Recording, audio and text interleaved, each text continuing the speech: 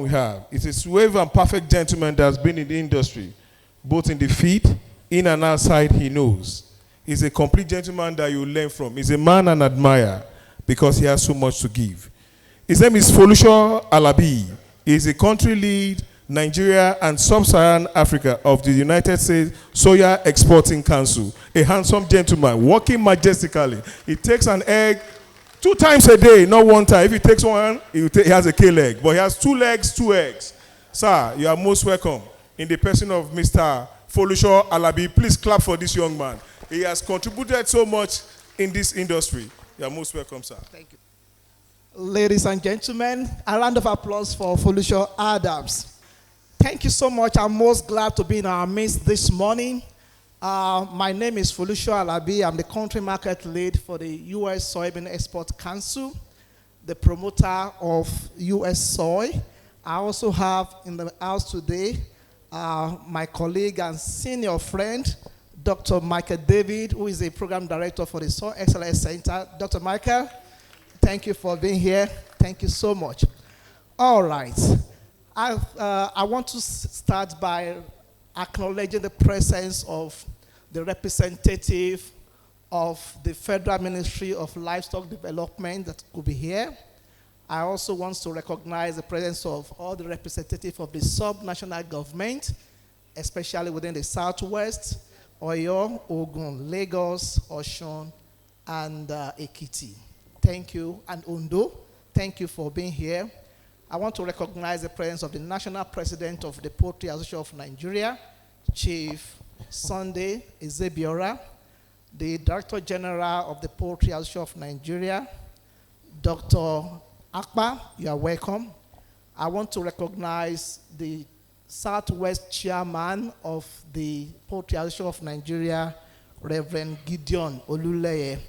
Of course, I will not forget to mention the LOC Chairman, Dr. Lekan Odunsi. Thank you for all that you are doing. I want to say a very big thank you to our big brother, Ambassador Bolaji Akinremi Eniola. Thank you so much for that well-delivered message. I can say it's one of the most beautiful messages in Nigerian Poultry Show. Thank you. And we make sure to follow to the letter every of your recommendation. I'm here today representing the U.S. Soybean Export Council. I'm very much honored, and I bring greetings from Jim Sutter, who is our global CEO based in Missouri, United States. We are bringing greetings to the Nigerian Poultry Show and the poultry industry of Nigeria. As country market lead, I appreciate the Poultry Association of Nigeria, Southwest, for organizing these important events, which brings together industry stakeholders to discuss key issues and opportunities in the poultry sector. Last year, I was here, and I was able to make reference to the early 2000 when this program started, and we used to be under bamboo at the cultural center. It's so glad to see how the event, the poultry show, has moved from under bamboo shed to tarpaulin, not tent, not maquet, tarpaulin we call it then, and we moved inside the cultural center, moved to Providence Event Center, and moved to OOPL Center, and from year to year we continue to grow in bands, and I will consider that all that we have done between then and now, I will call it maybe NPS 1.0. From the energy that the ambassador have given us today, I think we need to start moving to NPS 2.0. Do I have witness in the house? The theme poultry subsector, a key to sustainable food security and regional trade, is timely and crucial. Regional trade, food security are 2 very key important things that we need to focus on. It should not be heard in Nigeria again that an hatchery operator have to destroy the old chicks because there was no market. That shows that we need to do more as far as regional trade. In a world today where global trade is a bit comatose, the Director General of the World Trade Organization, who happens to be our own daughter, has clamored severally for regional trade. If you cannot do with Europe, if you cannot do with the US, or let me say North America, can we begin to do something within the West African, the sub-Saharan African countries, or within Africa? And I think it is the right place for us to do. We need to double down to do that. Food security. Food is one of the fundamentals, essentials of life. SDG number 2 talks about end to every form of hunger and every form of malnutrition. So as poultry farmers, we come in the right sphere, in the right space to ensure that there is food and what are called protein security. And as a country, Nigeria, we have all that it takes to do the best, to produce for this country and to produce for other countries. Nigeria has nothing less than 38 million hectares of arable land. We also have very humongous, huge number, volume of fertile soil. We do not have many countries in the world that have huge volume of arable land and at the same time fertile. We have about 14 million inland waters. We have about 853 kilometers of coastline. We have about 220 nautical miles exclusive economic zone for fisheries and other economic activities. What I'm saying in essence is that we have all it takes to provide food and to, at the same time, export food. Not only that, poultry plays a vital role in Nigerian food security and economic development. With the growing demand for protein, the poultry industry is well positioned to contribute significantly to the country's food security and economic growth. United States Soyabean Export Council is committed to supporting the growth and development of the poultry industry in Nigeria. Many a time people ask and wonder, what is the business of US in this matter? And just like Ambassador have mentioned, we need all this collaboration. And I want to tell you that for US Soybean Export Council, US Soy, we are not just interested in trade, but we are interested in the development of the local market. We do not just want to be a taker. We want to stay here to develop this industry, and then trade comes in. So whatever we are doing is in the ambient of that. What else are we doing?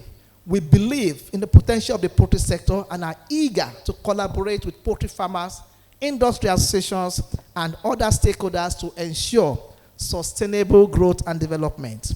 Through our programs and initiatives, we aim to enhance the competitiveness of the poultry industry in Nigeria. We are committed to providing technical assistance, which we do mostly through our capacity building programs, which is the Soy Excellence Center, that we enable farmers, poultry farmers, to assess global practices in technologies. Out of the 4 tracks where we are training Nigerians, one of them is poultry. Poultry, feed mill production and management, aquaculture, and swine.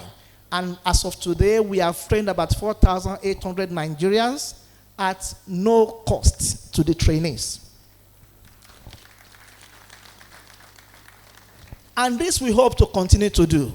That's happening under the leadership of Dr. Michael David. We want to continue to do this so that our people are exposed to, knowledge that is competitive, that is available all over the world. Our curriculum are globally curated and at the same time localized for what happens in Nigeria and Africa. So we are big on capacity building and we want to do more of that. We recognize the importance of regional trade in promoting economic growth and food security. USEC is ready to work with the poultry industry in Nigeria to explore regional trade opportunities and enhance the competitiveness of the industry. Today, Nigeria produces about 249 million birds. Some sources could give a better data, a higher data.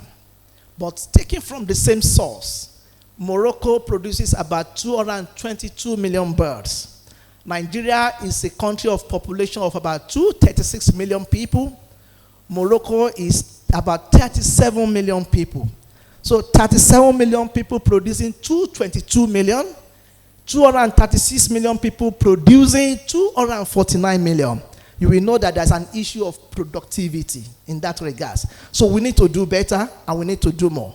Most of the chicken that comes to Benin Republic and that are smuggled into Nigeria, some of them are coming from Morocco. Morocco export to Spain, export to Senegal. At some point in time, you recall that Morocco wanted to join ECOWAS, and you begin to wonder why.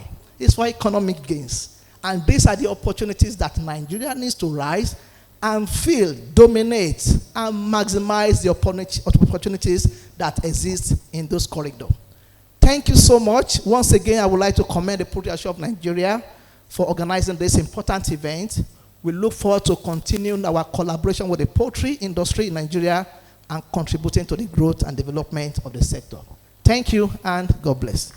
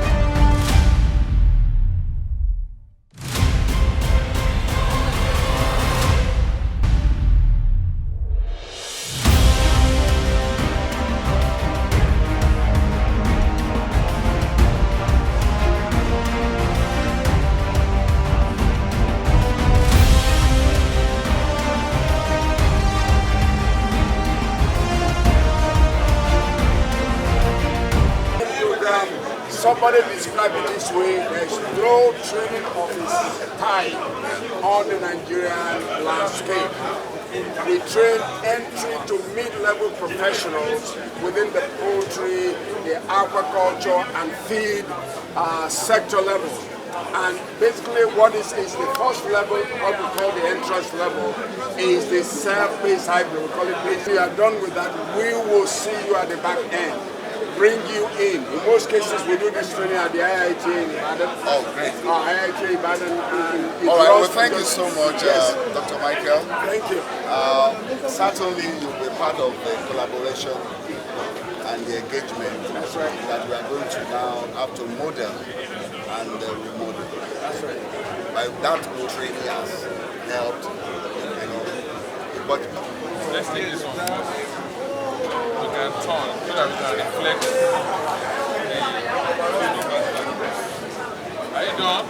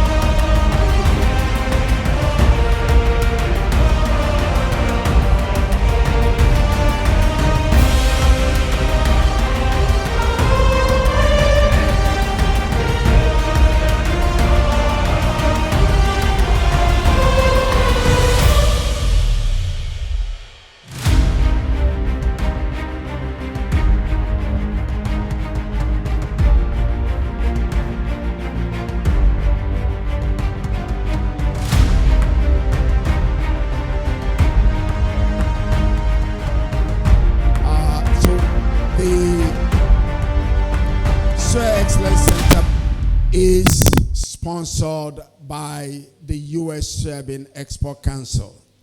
And of course, just walking in is the market lead for Nigeria and Sub-Saharan Africa for the U.S. Soyabean Export Council in the person of Folusho Alabi. You met him yesterday. Can you give him a round of applause for us? So the members or the owners of that are on your screen. You can see some of the names there you can recognize: Olam, ADM, Bongi, some of them. And of course, the big farmers you hear about in the United States, those ones that have 2,000 hectares, 3,000 hectares of soybeans are also members of this organization. So that is, and then what is this training program all about? The SAC was developed by USEC, that's US Soy, as a program to help emerging and developing countries and to support a cascade of demand for soya and soya-related products in these regions. So you know what we do is a program of US Soy to help emerging and developing markets to develop and use more soya. That's what this is all about. How do we go about this? I've mentioned is a workforce capacity development program put in place by this organization. And who do we target? Entry to mid-level professionals within the soya value chain. Entry to mid-level professionals. So if you ask me who are these groups of people? People on a poultry farm you will call, for instance, supervisors, managers, nutritionists, quality control individuals will fall. We are not targeting, for instance, the CEOs. Those ones are already expiring. We're looking to future leaders. We're looking to attract future leaders. Poultry is probably our number one. Poultry. Feed production. So if you're a feed miller here, you're a poultry operator here, if you're an aquaculture person, and if you're in swine too, this program will benefit either you or the people that work with you within the band that I just mentioned to you. For the 4 courses, or we call them tracks, we also offer them at 3 levels. The first one, what we call the entry level, is the basic level. Basic level. And this one is self-paced hybrid. Self-paced means you study at your own pace. The curriculum for poultry and feed were developed by Kansas State University. They were developed by Kansas State, those 2. The one for aquaculture was developed by another organization based in South Africa. But not to worry. We took it a step further. What did we do? We got competitively, went around the country and saw some of the best you can think of within the Nigerian space. 6 of them, each for the 4 tracks identified here. So nothing short of phenomenal. So what you learned in the university or whatever you learned 2, 3, 4 years ago has actually become stale. You have to keep learning. So we believe in continuing education. And so the community pod, the global digital platform was introduced. So this gives you a rough idea of what the paradigm shift did for us. So you can see in the 5 years of training in person, bringing in person together, it's 1,630, which accounts for just 34% of all our training program.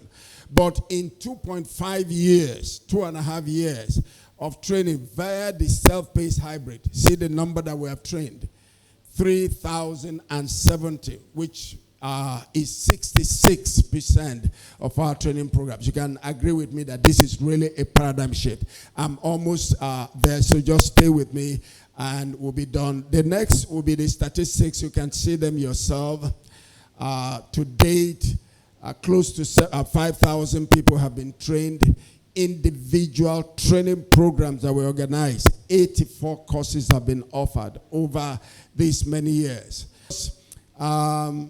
This will not benefit you now, but when your staff or yourself go through our program, you will appreciate better some of the things that are happening here. We reward people locally, nationally, and internationally. And for you to be rewarded, you have to be active. You have to show interest. You have to be a leader, a tomorrow leader, as the case might be. And these are some of the leaders that, and you can see they are all young people. Thank you very much, Dr. David. Actually, I am one of those that benefited from Soy Excellence Center. That's good. I was at IITA for the basic certificate, for the in-person, the one he talked about, find out. I did intermediate at Enugu. It was basically free of charge. In fact, at IITA, I had to ask them, because I'm an economist, you can't be giving me something free. I believe everything must be paid for. I need to find out where the money was coming from. The hotel we stay at Enugu, that was the best hotel in Enugu.